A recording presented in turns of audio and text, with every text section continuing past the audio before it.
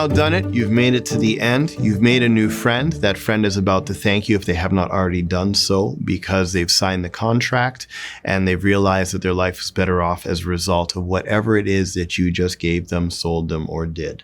Their business is about to grow. They got the car that's really pretty. They got the light that does what the switch told it to do. Now the fun part also now continues. They sign the contract, and from there you handle any final objections that there might be. There shouldn't be any, but there might be as a post-close now.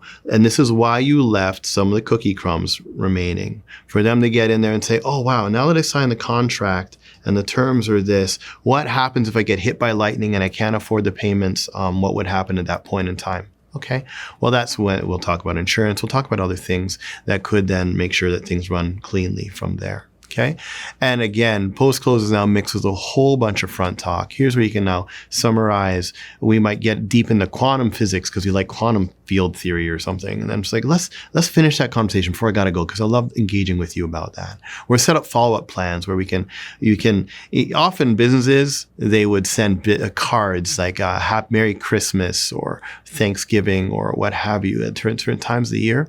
It shows actually true intimacy when you go one step further. Instead of doing that stuff, you send them stuff on their birthday or the anniversary that they got their job at the office.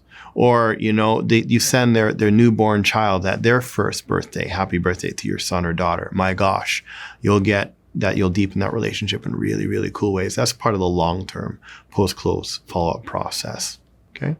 There's a lot of details that you can always go through when you're done as the post-close. When you're all finished, you say, okay, what are all the things we went through? What are all the successes? What are all the failures? The truth is you want planned failures as part of your sales plan, as part of your sales model. And you want to learn from those things. You make sure that things can cataclysmically fail and still pull themselves back together. And then you're going to think, what are all the objections that I overcame? Could I have done it better? Could I have done it faster, sweeter? And the truth is, the best time to deal with an objection is before it occurs, not after.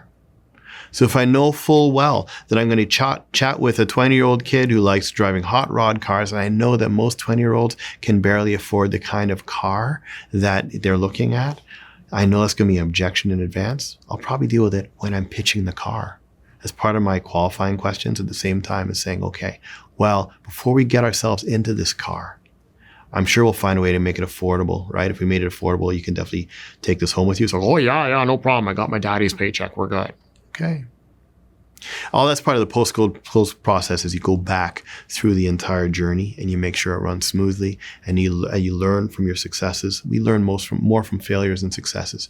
You learn from your failures to grow for your successes, and then you make those follow-up sequences with your customer. And of course, ask for referrals, because you now have a friend. And that friend will give you 100 friends because the trust has been established, because you did your number one job as a salesperson.